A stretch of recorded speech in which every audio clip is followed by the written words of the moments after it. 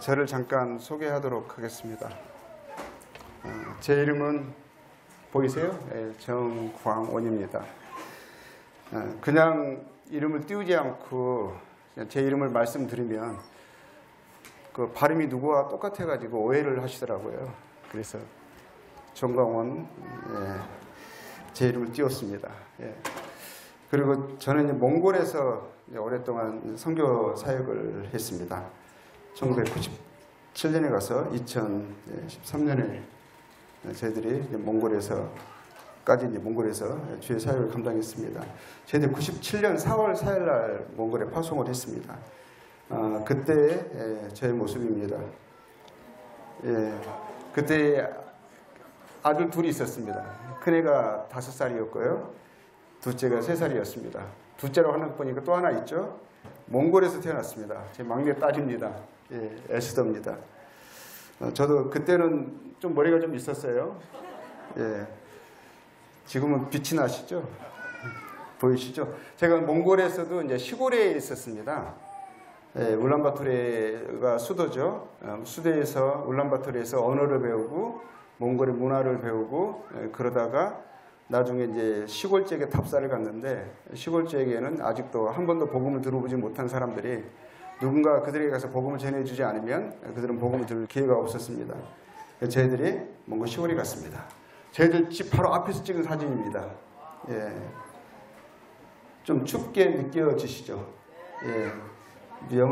보통 겨울에는 영하 30도는 보통이고요.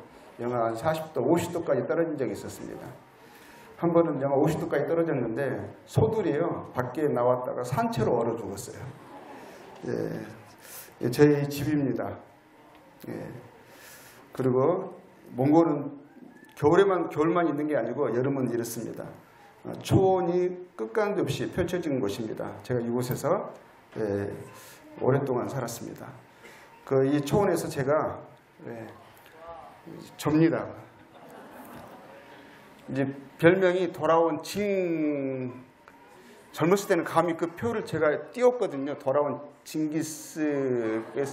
근데 그 말을 하니까 많은 분들이 끝나고 나서 거의 막 화를 내시더라고요. 그래서 그냥 지금은 징기스 칸 하지 않고 저는 그냥 징기스가 됐습니다. 제 지금의 제 가족입니다.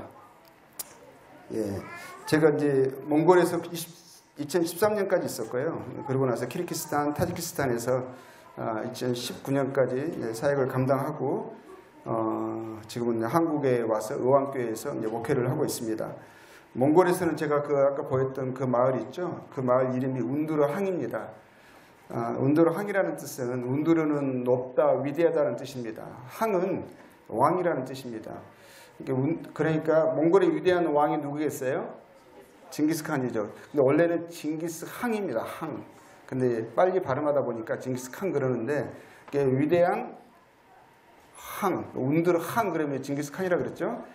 그래서 마을 이름이 운두르항이었습니다. 왜냐하면 저희 마을이 힌티라는 도의 도청 소재지인데 힌티라는 도가 징기스칸이 세계 정복을 하기 위해서 먼저 몽골 부족을 연합을 하잖아요. 근데 저희 이제 그 마을에서부터 저희 힌티 도에서부터 출발을 했습니다. 그 도의 도청 소재지가 이제 운두르항 마을이고요. 그래서 가는 곳곳마다 징기스칸의 동상이 세워져 있습니다. 근데 한국에 와서는 제가 지금 의왕에 있습니다. 의왕의 뜻이 의로운 왕이라는 거 아시나요? 제가 이렇게 위대한 왕, 의로운 왕, 그리고 영원하신 왕을 섬기는 사람이고 또 이분이 영광과 존귀를 받기를 원하는 그런 마음으로 지금껏 살아오고 있습니다. 이제 말씀을 저 소개를 이제 끝내고 말씀을 나누고자 합니다. 지금 이제 희미해서 잘 보이지 않으실 수 있는데 이게 뭐냐면 지금 영국에서 처음으로 시작한 버스 광고거든요. 이 뭐라고 적혀 있냐면 There is probably no God. 그러니까 이 말이 한국말로 번역을 하면 무슨 말이냐면요. 아마도 하나님은 없을 것이다. 그러니 걱정일랑 집어치우고 Stop worrying 그러거든요. 걱정을 집어치우고 당신의 인생을 즐겨라. 이런 광고를 버스의 이 광고판에 걸고 런던의 전 지역을 돌아다니면서 이렇게 무신론 광고를 하고 있습니다. 아마도 하나님은 없을 것이다. 하나님은 없다라고 감히 말은 하지 않고 아마도 합니다. 아마도 이 비행기를 타면 미국에 갈 것이다. 아마도 이 수술을 하면 치료될 수 있을 것이다. 아마도라는 말에 여러분 확신을 가질 수 있습니까? 그 비행기가 표를 주면서 아마도 갈 수 있다 그러면 도착할 때까지 불안하지 않으시겠어요? 그런데 이 광고를 아마도라고 합니다. 아마도 하나님은 없을 것이다. 그러니까 걱정일랑 집어치우고 네가 하고 싶은 것을 마음대로 하면서 즐겁게 살라라고 하는 것입니다. 하나님이 계신다면 지금까지 무엇을 걱정하면서 하고 싶었던 것을 하지 못해서 이 말을 하면서 이제는 걱정하지 말고 하고 싶었던 그것을 마음껏 즐기라고 합니다. 무엇을 그렇게 하고 싶었을까요? 뭐가 그렇게 걱정이었을까요? 하나님 계신다면. 그들이 정말 하나님이 안 계신다는 확신 속에서 하고 싶었던 누리고 싶었던 즐거움은 무엇일까요? 이 버스가 무신론 버스라고 합니다. 무신론 버스. 그 옆에 있는 그 아저씨 보이시죠? 그리고 옆에 이제 그 표가 무신론 표가 쓰여진 그 셔츠를 입고 있는 여자분이 보이시고요. 그 가운데 계신 그 남자분 이름이 리처드 도킨스라고 합니다. 무신론자의 강력한 대변인입니다. 하나님은 없다. 그러니 마음대로 너희들이 하고 싶은 것을 하면서 인생을 즐겨라 하는데 아주 열변을 토하는 그런 사람입니다. 근데 그것이 이제 유행이 돼가지고요. 지금 미국에서도 또 무신론 버스들이 돌아다닙니다. 근데 무신론 버스뿐만 아니라 광고판에도 떠 있어요. 그게 이제 뭐냐면, 이제 우리 태초에 하나님이 천지를 창조하시니라 그 창세기 1장 1절 말씀 있죠. 그 말씀을 패러디 해가지고 이제 한 것입니다. 어떤 말씀이냐면요. 태초에 사람이 하나님을 창조했다. 이 말을 하면서 이제는 하나님은 없다. 우리가 하나님을 만든 거다. 라고 하면서요. 이 광고를 하고 있습니다. 무신론 광고를 하고 있는 거죠. 물론 사람이 만든 그 신은 뭡니까? 그 신을 믿는 사람들은 성경에서도 그것이 옳지 않다라고 말을 하거든요. 그건 뭐냐면 우상인 거거든요. 사람이 만든 것은 그 신은 우상이고 그들이 섬기는 것은 종교라고 말을 해요. 그런데 성경의 하나님은 사람을 만드신 분이시거든요. 근데 이들은 이렇게 말을 하면서 이제 성경을 믿지 말라라고, 그리고 이것은 그냥 사람이 쓴 거다고 하면서 조롱을 하고 있습니다. 그래서 이 무신론 이와 비슷한 그 문구들이요, 전 세계를 돌아다닙니다. 유행이 됐어요. 잘 보이실지 모르겠지만 저 광고판에는 뭐라고 되어 있냐면 good without God 이렇게 되어 있습니다. 이 말은 무슨 말이냐면 하나님 없이 선할 수 있다. 하나님 없는 것이 좋다. 막 이런 거거든요. 하나님 없이 선하게 살 수 있다. 이런 거거든요. 그러니까 하나님 없이 그냥 우리가 좋고 또 우리도 나름 선한 사람이니까 하나님이 필요 없다. 이런 거거든요. 이런 광고판이 이제 무신론 버스라고 그래가지고 이제 여기저기 돌아다닙니다. 이거 광고를 얘기해서 막 모금을 하고 막 그래요. 근데 그게 우리나라에도 있는 거 혹시 아세요? 우리나라에도 있어요. 신이 없어도 인간은 열정적이고 영적일 수 있다. 혹시 이 광고판 보신 적 있으세요? 예. 근데 그 밑에 그 이름이 써있죠. 리처드 도킨스. 이 사람이 한 말을, 이 사람은 아주 열정적으로 하나님을 사람이 믿어서는 안 되는 거예요. 믿지 말라라고. 우리가 하고 싶은 것을 못하게 한다고. 우리의 삶을 방해한다고. 그러면서 이제 그런 거 염려하지 말고 마음대로 살라라고 사람들을 종용하는 사람이거든요. 이 사람이 리처드 도킨스인데 아주 유명한 이 사람이 과학자예요.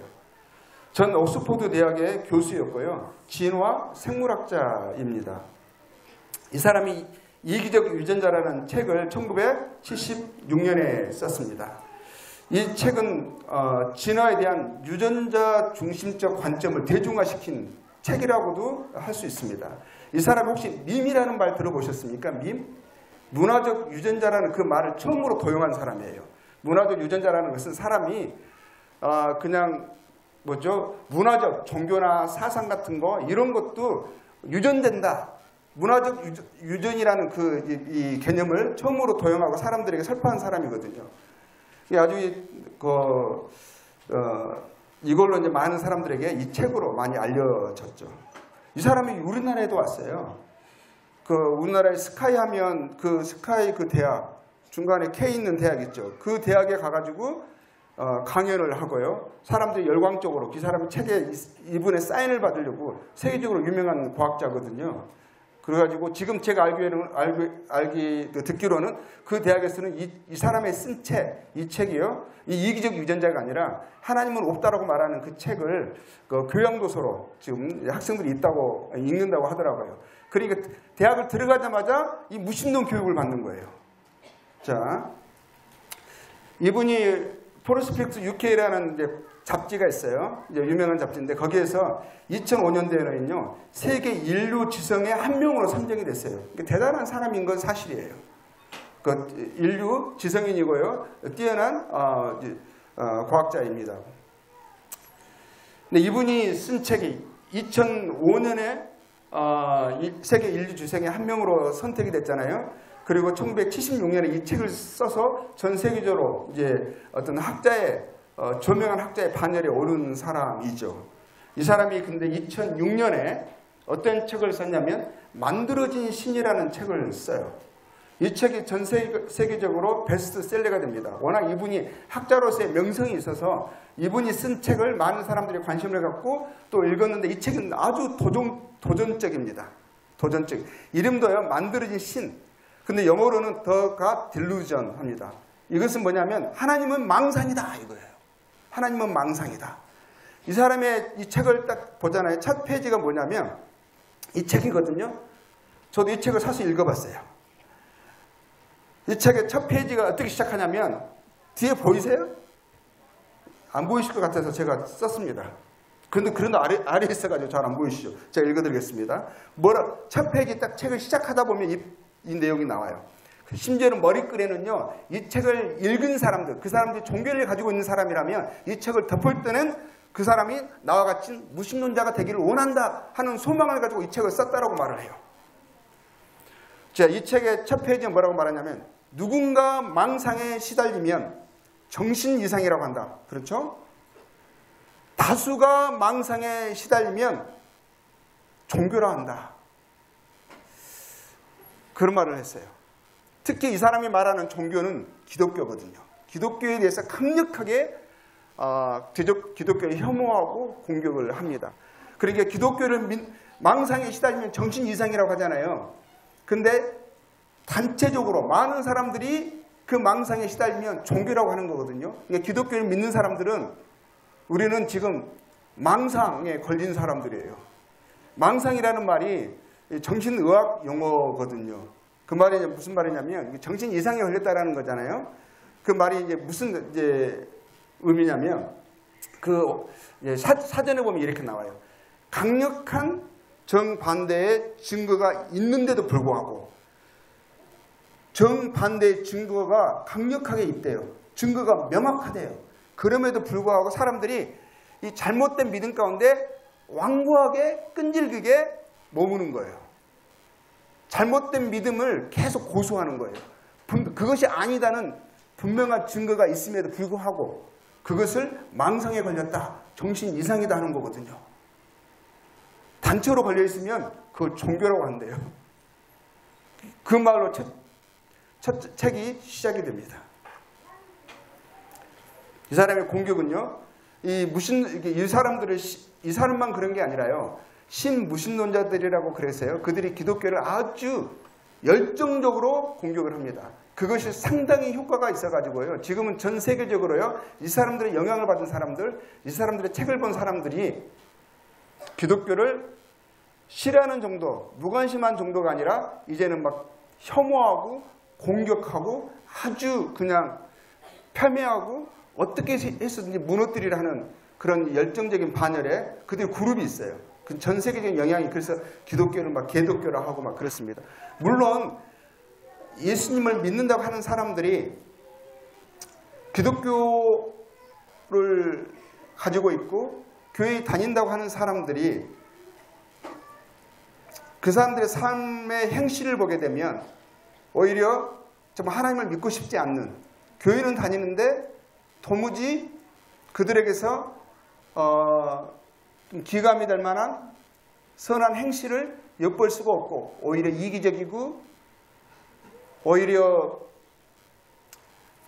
정말 그들이 하나님을 본받아서 이런 모습이라면 정말 하나님은 나쁜 하나님처럼 보이는 그런 삶의 행실을 살아가는 사람들이 많이 있어요. 그런 사람들로 인해서 하나님의 이름이 유혹이 되어지고 예수님을 믿는 사람들이 기독교라는 폄훼를 받는 것도 있어요. 그렇지만 그것과 함께 또 그런 사람들만 있는 게 아니거든요. 근데 그것과 함께 이런 사람들의 그 광고나 선전과 이들의 열정적인 이 전도로 인해서, 무신론 전도로 인해서 사람들이 그렇게 또 기독교에 대해서 미워하고 또 혐오하는 그런 경향성을 띱니다. 자, 이 사람 표현을 보면은요, 이렇게 말을 했어요. 나는 우리가 종교를 존경하도록 세뇌되어 온 데 대해 완전히 질렸다. 이런 표현을 과감하게 씁니다. 그의 무신론 동료들이 있어요. 그들이 뭐라고 하냐면요, 바바리 헤크티라는 사람은 나는 종교를, 이들이 말하는 종교는 다 기독교예요. 대부분. 자, 나는 종교를 조롱, 증오와 경멸로 대해야 한다고 생각하며 그 권리를 주장한다. 그래서 이 말은 뭐예요? 종교를 조롱하고 증오하고 경멸할 권리가 우리에게 있다. 그걸 주장한다. 이렇게 말을 하는 거거든요. 그리고 샘 헬이라는 이 사람은요, 뭐라고 말했냐면 기독교라는 가장 헌신된 형태의 지적, 도덕적인 허세를 어떤 용어를 썼냐면 파괴하려 한다. 디스트로이라는 단어를 써요. 파괴하려 한다. 아주 이제 공격적이고 무서운 말들을 이렇게 사용하고 있습니다. 미셸 용프레라는 사람은 이렇게 말을 해요. 종교는 사람들이 현실을 직면하기를 원하지 않기 때문에 창안되었다. 일종의 심리적인 마약 같다는 거예요. 마약. 그러니까 현실을 직면하지 않으려고 이 창안되었다라는 것이죠. 그러니까 심리적인 술, 알코올, 마약이라고 말을 하는 거거든요. 그들은 위안을 얻기 위해 그 위안이 거짓된 위안인 것이죠. 사실이 아닌 거짓된 위안을 얻기 위해 이성을 갖기보다 신앙을 가짐으로써 뭐라고 표현하고 있냐면요, 영구적으로 유아적 정신 상태에서 벗어나지 못한다. 그 대가를 치르게 될 것이다. 이렇게 말하는 거예요. 그러니까 뭐라고 말하냐면 이성을 갖기보다 그냥 영구적으로 유아, 어린아이 상태, 그 상태로 머물기를 이 사람들은 원한다. 그것에 대해서 당신들은 대가를 지불할 것이다. 현실을 직면하기를 원치 않고 그냥 거짓된 심리적 위안을 얻기 위해서 유아 상태, 정신 미숙아의 상태, 전능아의 상태로 머물기를 원한다. 뭐 이렇게 말을 합니다.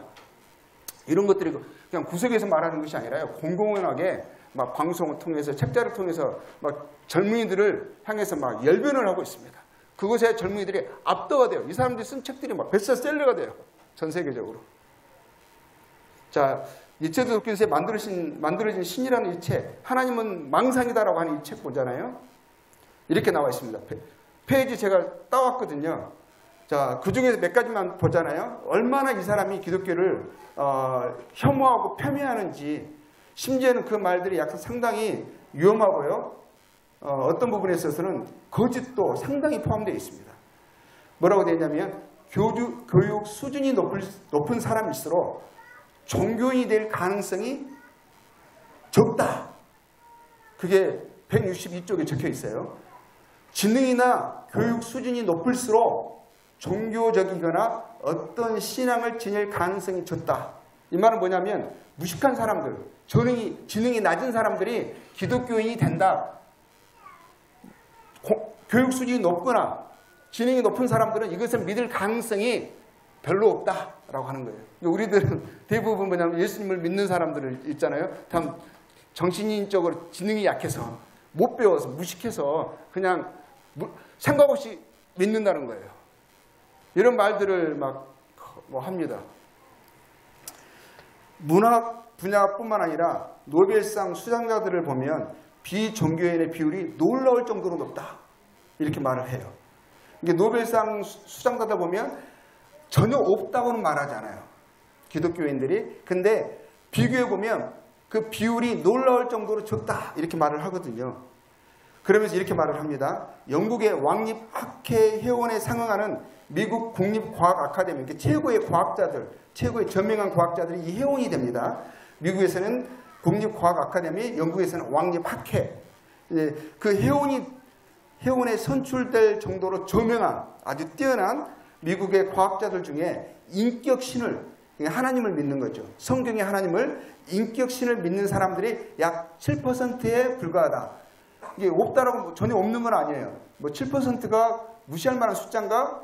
꼭 그렇지는 않는 것 같은데 7%밖에 안 된다 이렇게 말을 하면서 이것을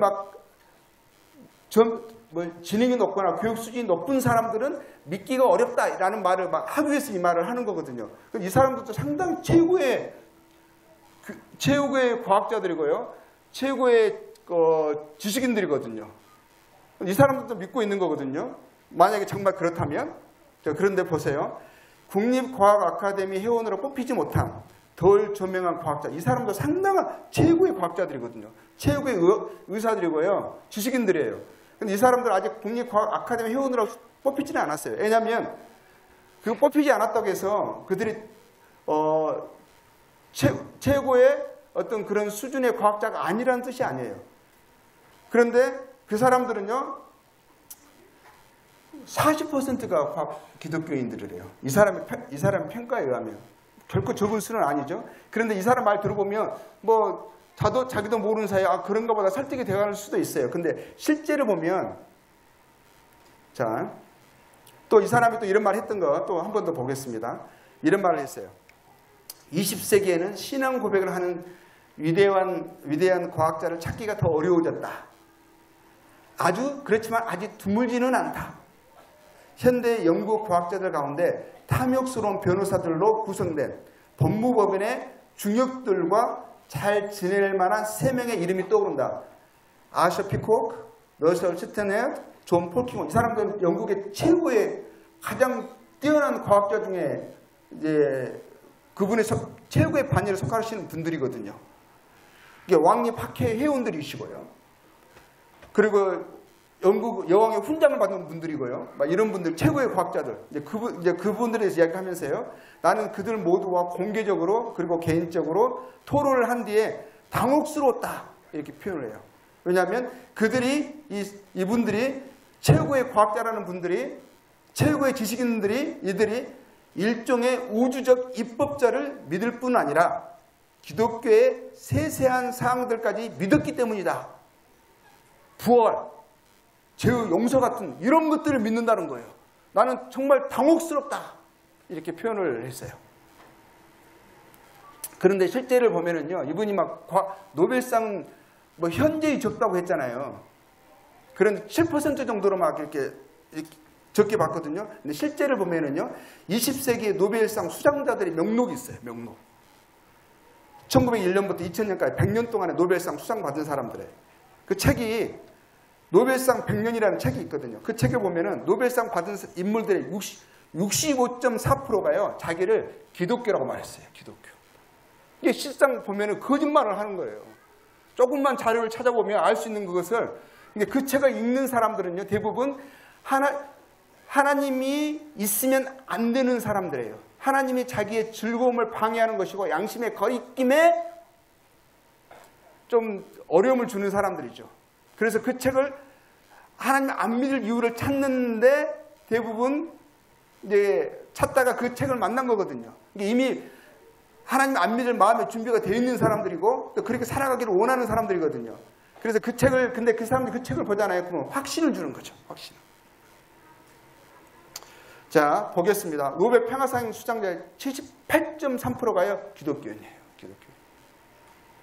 노벨 화학상의 72.5%, 노벨 물리학상의 65.3%, 노벨 의학상의 62%, 노벨 경제학상의 54%, 노벨 문학상의 49.5%가요. 자기를 기독교인이라고, 인격신을 믿는다고 그렇게 고백하는 사람들이라는 거죠. 자, 16세기와 17세기 때요, 과학이 급속도로 발전했습니다. 이게 근대과학, 현대과학 이렇게 말하거든요. 그때 언제부터? 16세기 때부터요. 16세기, 17세기. 대표적인 인물들, 그때 이제 유대한 근대과학의 선구자라고 하는 사람들이 있어요. 그 사람들 이름의 목록을 대보면 이제 갈릴레오, 케플러, 맥스웰, 보일, 루턴 잘 아시죠? 만유인력 법칙을 발견한 사람, 패러데이, 클러크, 맥스웰 이런 사람, 맥스웰 같은 사람은 지금 우리 현대 과학 문명의 가장 이제 근간이라고 할 수 있는 전기의 어떤 기하 같은 전기학 같은 것을 이 사람이 그 수학 공식으로 풀어낸 사람이거든요. 그것을 이끈 사람이거든요. 좌우간 이 사람들이 다 기독교인들이에요. 근대 과학의 아버지라는 사람들이요, 선구자들이 다 기독교인들이라는 거예요. 갈릴레이 잘 아시죠? 그래도 지구는 돈다라고 말했다. 그 전에는 모든 것이 지구를 중심으로 돈다고 생각했어요. 태양도 지구를 중심으로 돈다. 그런데 이런 사람들에 의해서 뭐라고 돼 있죠? 아니다. 태양이 중심이고 지구가 태양을 중심으로 돈다. 이 지동설을 이야기한 사람들이거든요. 그런데 그래서 이분이 뭐라고 어떤 분이냐고 제가 이거를 나무 위키나 위키백과에서 찾은 거거든요. 한번 찾아보시면 다 이렇게 나와요. 근대 관측 천문학의 아버지다. 근대 물리학의 아버지, 근대 과학의 아버지라 불리고요. 천체 망원경을 발명한 사람이에요. 운동 법칙을 확립한 사람이에요. 이분이 하나님을 믿는 사람이었거든요. 뭐라고 말하냐면 자연법은 하나님의 손이 수학 언어로 쓰신 것이다. 그러니까 이 모든 것에 법칙이 있다 이거죠. 그것은 하나님이 지성의 인격에 지적인 지성의 하나님께서 법칙을 주신 것이다. 이렇게 말하는 거거든요. 인간의 지성은 하나님의 작품이고 가장 탁월한 것 중에 하나다라고 말을 했어요. 케플러라는 사람은 행성운동의 법칙을 발견한 사람이에요. 17세기 천문학적 혁명의 핵심 인물이라고 말하는 사람이거든요. 천체 물리학의 창시자라고 말합니다.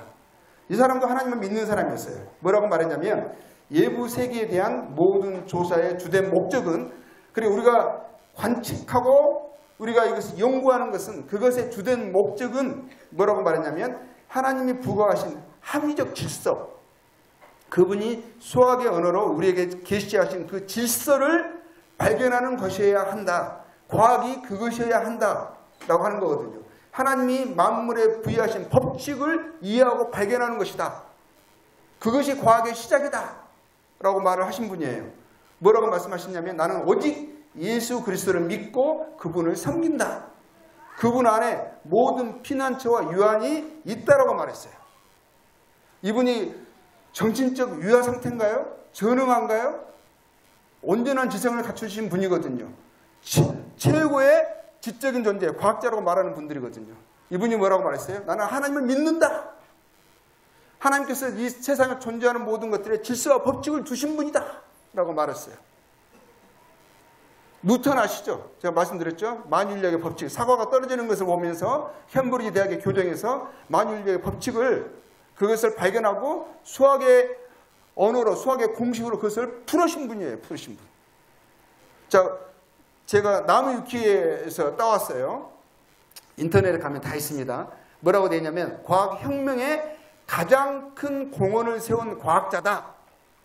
역학의 체계를 확립한 근대 과학의 시조다. 역사상 가장 위대한 과학자다.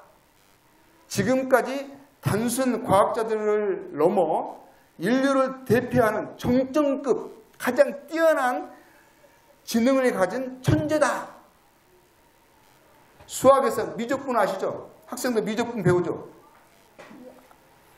미안하긴 한데 이분이 이것을 창시했어요. 물리학에서요, 관성 질량, 중력 질량 같은 질량이라는 비례 상수 개념을 처음으로 확립해서요, 후대의 과학을 파격적으로 발전시킨 뉴턴 역학이라는 체계, 이분의 이름으로, 그 역학의 법칙의 이름이 이분의 이름이에요. 뉴턴 역학의 체계를 확립하신 분이다 라고 소개하고 있습니다. 이분이 아인슈타인 아시죠? 아인슈타인. 막 약간 머리 이상하고 머리 막 모양 이상해가지고 막 그 과학자 알잖아요. 상대성 이론. 자, 이분이 뉴턴에 대한 평가를 합니다. 그분이 평가하셨어요. 최고의 과학자라는 분이시거든요. 아인슈타인. 그가 뭐라고 되어 있냐면 뉴턴에 대해서요. 뉴턴은 인류 지성사의 전환점이었다. 뉴턴 이전에는 경험 세계의 심오한 특성물을 표현해 줄 수 있는 물리적 인과율의 체계가 존재하지 않았다. 서양식의 사유, 그러니까 관찰하고 생각하고 이런 거 있잖아요.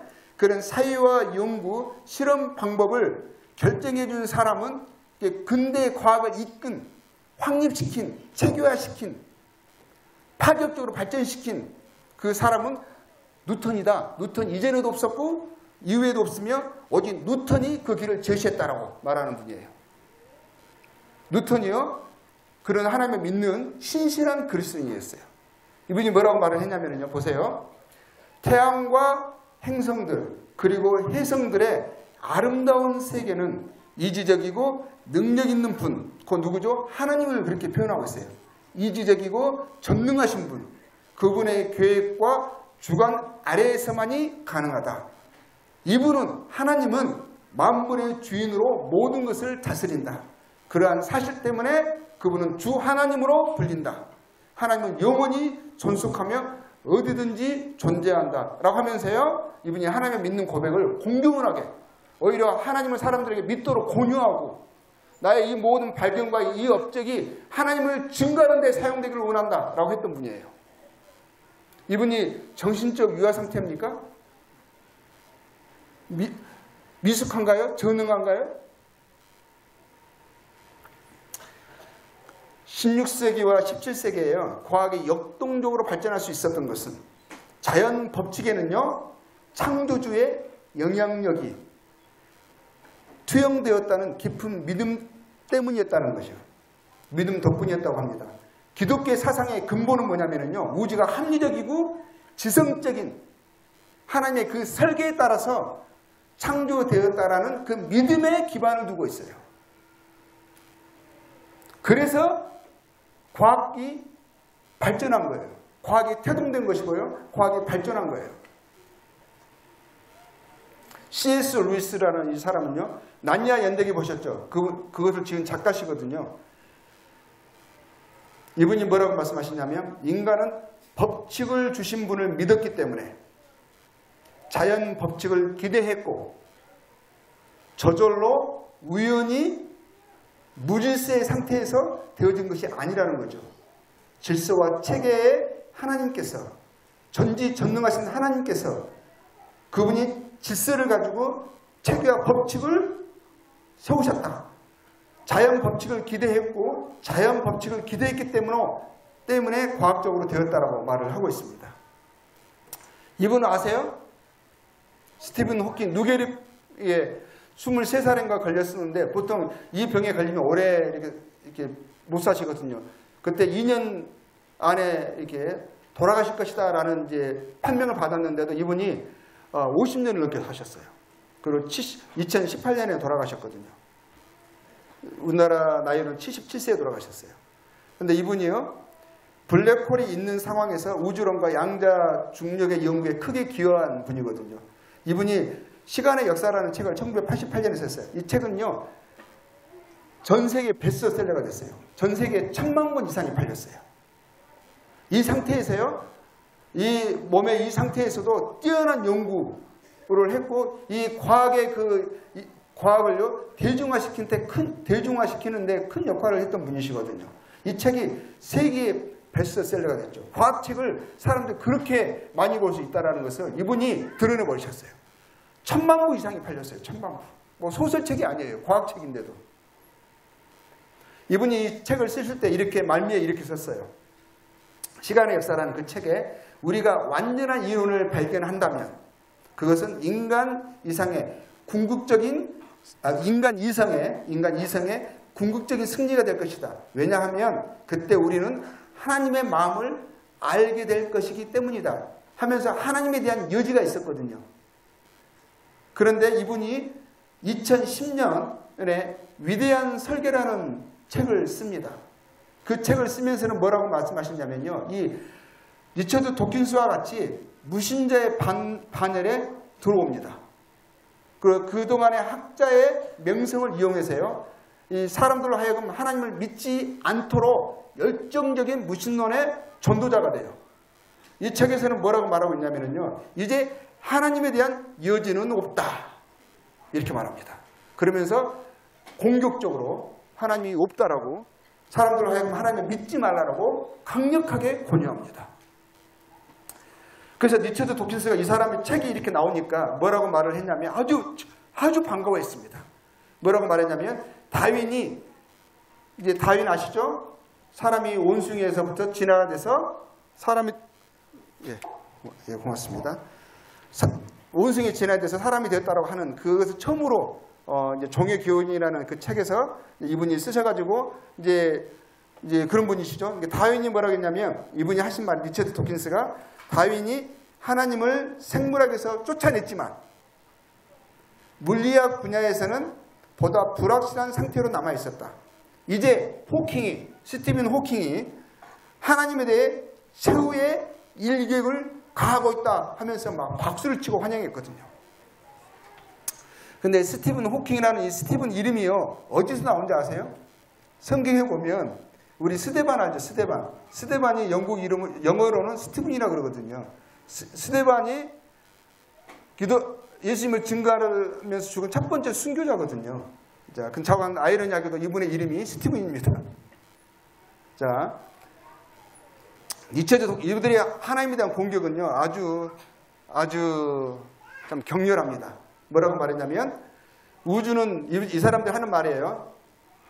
이 우주가 어떻게 존재하게 되었느냐라고 말을 할 때요, 이 사람은 이렇게 말합니다. 리처드 도킨스는 우주는 존재하는 모든 것이고 과학자들이 질량 에너지라 부르는 것이 우주의 근본 요소이며 그 밖에는 아무것도 없다.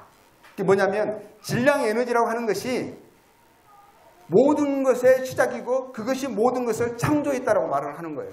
그것에서부터 시작됐다. 질량 에너지. 자, 리처드 도킨스는 이렇게 말해요. 근데 스티븐 호킹은 뭐라고 말하냐면, 중력을 이야기하는 거거든요. 중력의 법칙을 이야기해요. 중력과 같은 법칙이 있었기 때문에 우주는 무로부터 스스로를 만들어낼 수 있고 또 만들어낼 것이다. 그러니까 중력의 법칙이요, 창조주라고 합니다. 창조주. 그것이 모든 것을 만들어냈고 그것이 또 모든 것을 만들어낼 것이다 라고 이야기를 하고 있어요. 우주를 탄생시킨 것은 신이 아니라 중력의 자연 법칙에 의한 빅뱅이다 라고 말을 합니다. 그러면 질량 에너지나 중력의 법칙은, 그것은 모든 것의 창조가 이 시작이 그것이고 창조주라고 말을 할 수 있는 건데, 그들에게 있어서는. 그러면 질량 에너지하고 중력의 법칙은 어떻게 생겨났냐? 그렇게 되묻잖아요. 그러면 그때는 뭐라고 대답한 줄 아세요? I don't know 그럽니다. 모른다고 해요. 자관 어떻게 됐든지 간에 우리는 중력의 법칙을 알게 됐고 그것이 모든 것의 시작이고 그것이 모든 것을 탄생시켰어 라고 말할 뿐입니다. 위대한 설계, 이분의 스티븐 호킹이 2010년에 쓴 그 책의 7장에 보면 이런 내용이 나와요. 자, 우리 인간이 사는 우주와 우주의 법칙들은, 자, 잘 들어보세요. 보셔도 좋고요. 우리를 지탱하기 위해서 맞춤형 설계로 이루어졌다는 생각이 든다. 뭐라고 하셨죠? 이 우주를 보면 볼수록, 연구하면 연구하고 관찰하면 할수록 알게 되는 것은 인간의 이 삶을, 생존을 지탱하기 위해서 완전히 맞춤형 설계로 되어 있다는 거예요. 그 설계는 수정할 필요가 없을 만큼 정교한 것이어서 설명하기가 쉽지 않으며, 그것은 이런 의문이 생기게 된다. 왜 이런 행운이 존재하게 되었을까? 최근 수많은 자연 법칙들이 한치의 오차도 없이 극도로 정밀하게 조정되어 있다는 사실이 알려지면서 우리들 중 일부는 그 발견을 계기로 우주는 어떤 위대한 설계자가 창조했다는 해묵은 생각으로 복귀했다. 왜냐하면 처음에 하나님을 안 믿는 사람들도 우주를 관찰하면 관찰할수록 이 삶의 이 법칙을, 과학의 발견을 통해서 알아가면 알아갈수록, 우주를 이해하게 되면 이해할수록 뭘 알게 되냐면 그 설계가요, 그것이 너무 완전히 정교하고 극도로 정교하대요. 이거는 정말 완벽하대요. 완전히 맞춤형 설계로 되어 있대요. 그러니까 대부분 많은 사람은 이것이 어떻게 저절로 되어줄 수 있겠는가? 이건 위대한 설계자의 지적인 어떤 지적인 설계가, 지적인 존재, 그의 지적인 고대의 설계를 통해서 지어진 것일 수밖에 없다라고 말하는 거거든요. 이런 행운이 어떻게 존재하게 되었을까? 이게 우연으로 됐다면 어떻게 이룰 수가 있을까? 그러니까 많은 사람들이 이거는 지적인 존재의 설계에 의해서 되어진 것이다, 이렇게 말을 하고 있는 거거든요. 그러니까 사람들이 하나님을 인정하게 되는 거예요. 그래서 그걸 보면서 하나님을 인정하게 되고 하나님이 설계했다라고 말하는데, 그런 해묵은 대로 다시 종교로 돌아가는데, 이러면서 이 사람이 이제 개탄을 하면서 말하는 거거든요. 그러나 그것은 과학적인 답변이 아니다라는 거예요. 그렇게 말하면 안 된대요. 그럼 이 사람이 하는 말은, 이 사람의 과학적인 답변은 이렇습니다. 우리 우주는 각기 다른 자연 법칙을 지닌 수많은 우주, 즉 다중우주 가운데 하나인 것으로 보이기 때문이다. 이건 무슨 말이냐면요, 이 우주가 중력의 법칙에 의해서 생겨났잖아요. 그런 것처럼 이런 우주를 보니까 무한한 거예요. 너무너무 많은 그 우주가, 우리 은하계 안에도 1000억 개의 별들이 있는데, 이 우주 안에 1000억 개 이상의, 조 이상의 또 은하계가 있는 거예요. 그걸 보면서 이건 무한하다, 끝이 없다. 과학이 발전해서 망원경이, 천체 망원경이 극도로 발달해서 더 발견하게 되는 것은 우주가 계속 무한하게 더 끝이 있는 거예요. 끝이 보이는 거예요. 아무리 가도 계속 멀어지는 거예요. 이게 무한하다고 말할 수밖에 없는 거거든요. 그러면서 하는 말이, 우리 우주가 이러는데 다른 데에도 우리 지구와 같은, 우리 지구를 품고 있는 우주가 있을 것이다. 다중우주. 그렇게 말을 하거든요. 다른 어디인가 우리와 같은 행운을 맞은 지구가 있을 것이다. 사람들이 생존할 것이다 라고 말을 하는 거예요. 근데 그건 과학적인 답변인가요? 자, 이분이 이렇게 말합니다. 신은 없지만 외계인은 존재한다. 지적인 설계를 생각하면 너무 완벽하잖아요. 이분의 결론은 어딘가에 있을 것이다. 어딘가에 이 지구처럼 이 완벽한 맞춤형의 설계로 되어진 이러한 행운이 우리가 가졌는데, 이 행운을 가진 그러한 것이 어딘가에 이렇게 많은 우주 중에 있을 것이다. 그래서 나는 외계인이 있다고 생각한다. 이렇게 말을 해요. 이런 과학적인 답변을 내놓았습니다. 자, 우리가 알다시피 스티븐 호킹과 뉴턴은요, 모두 중력에 관심이 있었어요. 그렇죠? 뉴턴은 만유인력의 법칙을 발견했고요. 중력을 발견했고요. 스티븐 호킹은 중력과 블랙홀에 관한 중대한 연구를 수행해서 중력을 하나님의 존재로, 근데 그가 발견한 이 중력은요, 하나님의 존재를 부인하는 주된 증거로 제시했어요. 중력이 있기 때문에, 중력의 법칙이 있기 때문에 하나님은 없다라고 말을 했어요. 근데 이 두 사람의 결론이요, 너무 달라요. 우리가 알다시피 뉴턴은 중력의 법칙을 처음으로 발견한 사람이에요. 그것을 수학의 공식으로 기록한 사람이에요. 중력의 법칙을 우주 설계, 근데 이 사람은요, 그 법칙을 발견하고 나서 중력의 법칙이 있으니까 하나님이 없다라고 말하는 것이 아니라 오히려 뭐라고 말했냐면 중력의 법칙을 우주를 설계 창조하신 하나님의 존재와 지혜와 능력의 증거로 인식했어요. 이것이 있는 걸 보면 정말 하나님은 계신다. 하나님의 능력과 하나님의 그 지혜, 이거 하나의 증거의 한 부분이다 라고 말을 했어요. 너무너무 결론이 다르죠. 뉴턴은 오히려 이 만윤리의 법칙을 발견한 후에요, 과학 역사상 가장 유명하다고, 가장 뛰어난 책이라고 하는 자연 철학의 수학적 원리 프린키피아라는 책을 저술했어요. 그런데 그 책을 저술하면서 뭐라고 말했냐면 이 책을 통해 사람들에게 하나님을 믿으라고 권유했어요. 하나님은 살아계시다. 하나님은 전지전능하신 분이시다. 하나님은 이 모든 것을, 우주가 존재하는 모든 것을 그분의 질서와 법칙을 따라 지으셨다. 질서와 법칙을 주셨다라고 말을 하면서 하나님 믿으라고 권유했거든요. 자, 다른 믿음, 똑같은 것을 보면서 다른 믿음이라고 말을 하죠. 자, 제가 말씀을 드리고 있는 겁니다. 짐 왓슨이라는 사람이 있어요. 이 사람은 인간 게놈 연구소의 초대 소장이에요. 이 사람이 인간 유전체 프로젝트 DNA를 발견한 사람이거든요. 발견한 사람이에요. 그 공로로 인해 가지고 노벨상을 수상했어요. 이 사람은 유명한 무신론자입니다. 하나님이 없다라고 말하는 사람이에요. 프랜시스 콜린스라는 이 사람도 똑같이요, 이 인간 게놈 연구소, 인간 유전체 프로젝트라는 이 게놈 연구소 연구하는 연구소에 똑같은 소장을 역임했어요.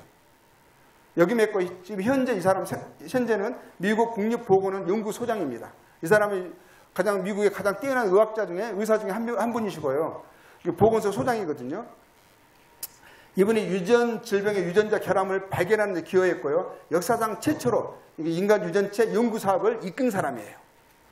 근데 짐 왓슨은 무신론자고 프란시스 콜린스는 하나님을 믿는 기독교인이거든요. 이 사람이 하나님을 믿는데 뭐라고 말을 했냐면 세상에 드러난 과학적 물리적인 현실 안에 있는 하나님의 진리를 확증하면서, 그것을 확인하면서 어떻게 이것이 저절로 되어졌겠느냐. 오히려 이것은 하나님이 살아계시다는 하나님의 능력을, 하나님의 지혜를 보여주는 분명한 증거이지 않느냐. 그것을 보면서 하나님을 믿게 됐다고 고백을 하고 있습니다. 어떻게 하나님이 없다라고 말할 수 있는 것인가? 이건 하나님의 지문이다. 그래서 지문. 하나님이 존재하심에 대한, 하나님의 지적인 능력에 대한, 그분이 살아계심에 대한 증거다라고 말을 했거든요. 자, 또 한 사람은요, 피터 힉스라는 사람도요, 노벨 물리학상을 수상했습니다. 근데 이 사람 무신론자예요. 근데 동일하게 윌리엄 필립스라는 사람도요, 노벨 물리학상을 먼저 수상했어요. 이분도 물리학자거든요. 근데 크리스찬이에요. 믿는 사람이거든요. 모두 최정상급의 과학자들입니다. 이걸 통해서 확인할 수 있는 것은요, 뭐죠? 하나님에 대한 견해차는요, 믿음은 과학의 문제가 아니라는 것을 볼 수가 있어요. 그 사람들의 세계관의 차이예요. 세계관의 차이. 그런 거죠. 짐 왓슨과 도킨스의 대화가요, 이 만들어진 신, 도킨스 책에 나와 있습니다. 대화는 짐 왓슨, 노벨 물리학상을 받은 이 DNA를 이중 나선형의 DNA를 처음 발견한 사람, 이 사람과의 그 사람도 대표적인 무신론자 중에 한 사람이거든요. 자기의 무신론이라는 것을 공공하게 사람들에게 전합니다. 자신의 과학자적 명성을 이용해서요, 학생들에게, 청년들에게요, 하나님이 없다라고, 나 같은 사람도 하나님을 안 믿는다 라고 하면서요, 하나님이 없다라고 사람들로 하여금 믿게 하는데 아주 열정적인 사람 중에 한 분이시거든요. 자, 두 분이 대화한 대화의 내용이 나옵니다. 자, 그 내용을요, 자, 지금 왓슨이 이런 이야기를 하고 있는 거거든요. 159쪽에 있어요. 저는 우리가 무언가를 위해 존재한다고 생각하지 않습니다. 우리는 단지 진화의 산물일 뿐입니다. 진화의 결과일 뿐입니다. 그러면 누군가 이렇게 말할 수도 있겠지요. 저런 목적이 없다고 생각하다니 당신의 인생은 참 황량하겠소. 하지만 나는 맛있는 점심을 먹을 기대감에 차 있습니다. 그 말대로 우리는 뭐냐면 니체도 도킨스하고 짐 왓슨을 얘기하는 거예요. 우리는 함께 맛있는 점심을 먹었다. 이분이 이것으로 인해서 자신의 인생은 황량하지 않다라고 말을 하고 있는 거거든요. 자, 이 대화가 나옵니다. 근데 이분의 기사가요, 조선일보에 떴더라고요. 2019년도에 떴어요. 조선일보에 노벨상을 받은 DNA의 아버지의 추락 이렇게 떴거든요. 자, 이 글씨가 혹시 안 보이시죠? 잘 안 보이시죠? 저도 글씨가 제가 한번 읽어볼게요. 뭐라고 됐냐면 이분의 위에는 좀 소개를 하고 있어요. 자, 여기 소개를 하고 있는 내용이거든요. 뭐 노벨 문학상 수상하고 막 이런 노벨 물리학상을 생리의학상 수상한 사람이 이렇게 나오거든요. 그러면서 뭐라고 나오냐면 이 사람이 2007년 영국의 썬데이 타임스하고 인터뷰를 하거든요. 인터뷰에서 했던 말이에요. 뭐라고 했냐면 우리의 사회적 정책은 흑인의 지능이 우리 백인과 같다는 전제에서 출발하지만 실험 결과는 그렇지 않다. 흑인 직원을 다뤄본 사람들은 그걸 알고 있다라며 인종차별적 발언을 했습니다. 이게 뭐냐면 흑인은 사람들이 보통 일반적으로 생각하기에 백인과 흑인이 지능이 같다고 전제하는 생각하는데 그렇지 않다. 흑인의 지능은 백인보다 낫다. 진화가 덜 됐다 이 말이에요. 진화가. 그래서 왜냐하면 흑인 직원을 다뤄본 사람들은 지능이 낮다라는 것을 백인보다 낫다라는 것을 알 수 있지 않냐. 그 말을 인터뷰에 공경이라고 이야기를 했어요. 그래가지고요. 어떤 이 발언의 대가는 컸다. 왓슨은 이후 연구소에서 쫓겨났고 강연, 출판이 모두 취소되며 과학계에서 퇴출됐다. 생활고에 시달리다 2014년에는 자신의 노벨상 메달을 크리스트 경매에 내놓았다. 자, 이렇게 맛있는 점심을 먹으면서 삶의 황량함을 이분이 이제 해결하셨는데 이제는 생활고에 시달려가지고 노벨상을 받은 것을 팔아야 할 정도가 됐습니다. 그러니까 결국에는 뭐예요? 자신의 생각. 그러니까 백인들은 이분들의 진화론에 의하면 제일 원숭이에서 진화에 나아가잖아요. 현재 존재하는 사람 중에서 흑인이 가장 덜 진화됐고 동양인은 그 중간이고 가장 진화된 최상급의 진화 존재가 백인이라고 말하는 거거든요. 그리고 흑인을 그런 믿음의 생각이 그런 생각이 흑인들에 대해서 인종차별적에 대한 자기보다 못한 사람들에 대해서 그들을 못하다고 전제하고 있는 거거든요. 진화가 덜 됐다고 전제하고 있고요. 그래서 열등하다는 그 생각이요. 그냥 무의식 중에 그냥 인터뷰 중에도요. 막 과감하게 나와버리는 거예요. 결국 뭐죠? 믿는 대로 살아가는 거예요. 믿는 대로. 생각하는 대로 살아갑니다. 자, 히틀러 아시죠? 600만 명을 죽였어요. 유대인들을 학살한 사람이죠. 히틀러 혹시 모르는 분 계세요? 다 아시죠? 히틀러의 사적인 대화가 기록이 되어 있어요. 식탁 대화라는 기록이 있거든요. 히틀러는 무엇을 믿는 사람이었나 보겠습니다. 우주에 대한 이해가 널리 확산되면 기독교 교리는 터무니없음이 입증될 것이다. 이 사람은 기독교 교리가 터무니없다라고, 과학이 발달하면 기독교 교리는 터무니없음이 확증될 것이다. 이렇게 말을 하고 있어요. 고대 세계가 그토록 순수하고 밝고 고요했던 이유는 천연두와 기독교라는 두 개의 커다란 악에 대해 전혀 몰랐기 때문이다. 라고 히틀러가 말했어요. 기독교와 천연두, 이것을 최고의 악이라고 생각한 사람이에요. 이 사람은 기독교와 유대교의 모두의 열렬한 적개자였어요. 칼 마르크스 아시죠? 이 사람이 인민의 진정한 행복을 위해서는 그들의 아편인 종교를 없애야 한다. 종교는 인민의 아편이다, 마약이다 라고 하는 이 말을 처음으로 말하면서 사람들 하여금 무신론의 사상을 강력하게 심어준 사람이거든요. 근데 이 사람의 생각, 이 마르크스의 이 사상을 공산주의가 그대로 채택했어요. 공산주의의 중심에 뭐가 있죠? 관점의 중심에 무신론이 있어요. 종교는 아편이다 이거거든요. 그래서 공산주의의 전과자 명부라는 게요. 이 책이 나왔습니다.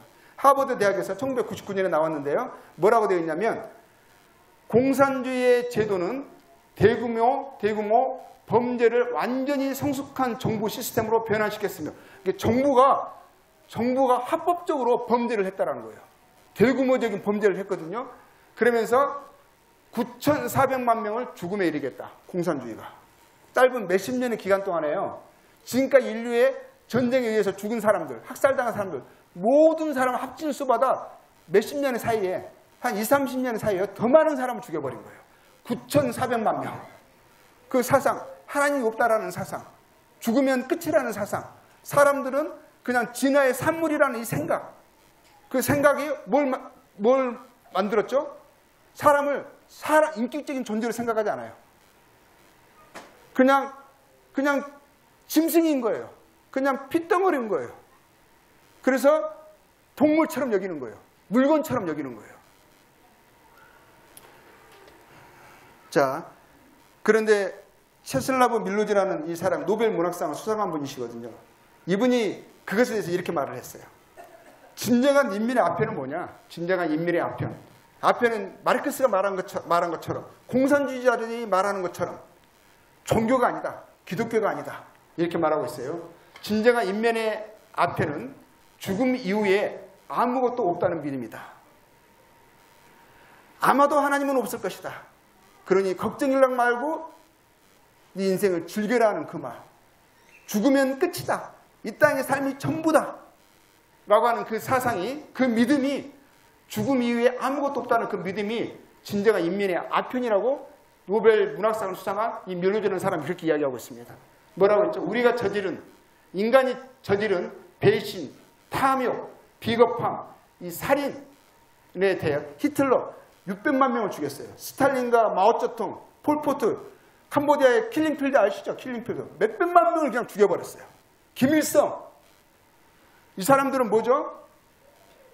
죽음 이후에 아무것도 없다라는 믿음 때문이거든요. 믿음. 그 살인에 대해 심판을 받지 않는다고요? 히틀러는 600만 명을 죽이고 나서도 자기 한 목숨 끊는 것으로 끝났거든요. 그렇게 끝나버린다고요? 심판을 받지 않을 것이라는 생각에는 굉장한 위안이다. 이렇게 말을 했어요. 이 사람은 뭐라고 말하냐면 무신론이 망상이다. 이렇게 말했어요. 무신론이 망상이다. 리치라는 사람, 독일 정신과 의사고요. 베스트셀러 작가입니다. 이분이 이렇게 말했습니다. 그 무신론 버스들이 돌아다니잖아요. 그렇죠? 하나님은 아마도 없을 것이다. 그런 버스들이 지금 돌아다니고 있어요. 독일에도 돌아다니고 있어요. 자, 이분이 뭐라 하냐면, 그런데 만일 하나님이 존재한다면 무신론이야말로 거짓 위안을 주는 망상이다. 거짓 위안. 현실을 외면하는 도피다. 하나님이 없으면 걱정이랑 말고 즐기고 싶은 그 즐거움이 뭐냐는 거예요. 무엇이 그들로 하여금 하나님이 없어야 되는 것이죠? 하고 싶은 그 즐거움이 뭐죠? 현실을 외면하는 도피임을, 언젠가 하나님을 만나 당신의 인생을 해명하고 싶지 않은 욕구의 투영임을 보여줄 것이다 라고 말을 했습니다. 만일 하나님이 존재한다면, 무신론은 우리 인생에 대한, 만일 하나님이 존재한다면, 무신론은 하나님이 없다라는 것은 죽음 이후에 아무것도 없고 이 인생이 전부라고 생각하는 그 믿음을 가지셨다면, 무신론도 믿음이에요. 믿음. 그 믿음을 가지셨다면 이것은 뭐라고 되어 있죠? 우리 인생에 대한 궁극적인 도덕적 책임을 피하게 해주는 심리적인 도피 기제라고 볼 수 있다. 그냥 그것이 없었으면 좋겠는 거예요. 죄에 대해 묻는 심판, 거룩하신 재판관 하나님, 나의 삶에 책임지는 것, 이게 없었으면 좋겠는 거예요. 그럼 이 땅에서 삶의 전부라 그러면 뭐가 있어요? 권력을 가져야죠. 돈을 많이 가져야죠. 그것만 있으면 하고 싶은 모든 것을 할 수 있는 거거든요. 그래서 근데 방해되는 것이 뭐예요? 양심이에요. 하나님이 만일 존재한다면 죽음 후에 나의 죄에 대한 심판을 묻는 그 심판이 있다라면 이게 마음에 꺼림직한 것이거든요. 그래서 그 하나님을 지워버리고 싶은 거예요. 없었으면 좋겠는 거예요. 스티븐 호킹이 이렇게 말했어요. 가디언즈라는 인터뷰를 할 때요. 기자가 물었습니다. 하나님이 계십니까? 이 땅의 삶이 전부입니까? 물었습니다. 천국과 지옥이 있을까요? 그 말에요. 스티븐 호킹은 이렇게 담대하게 말합니다. 천국이나 내세는 없다. 그러면서 이렇게 말합니다. 그것은 그것이 있다라고 말하는 사람들은 어둠을 두려워하는 사람들을 위한 어둠, 죄를 무서워하고 죄에 대한 심판을 두려워하는 어둠을 두려워하는 사람들을 위한 요정 이야기일 뿐이다. 그냥 환타지일 뿐이다. 없는 것을 꾸며내서 만든 이야기일 뿐이다 라고 말을 하고 있는 거거든요. 이 똑같은 질문을 존 레녹스라는 하나님을 믿는 사람에게요 물었습니다. 스티븐 호킹은 이렇게 대답했는데 그것에 대해서 당신은 어떻게 대답하시겠습니까? 자, 생각을 물었습니다. 그 존 레녹스가 이렇게 대답했어요. 무신론은,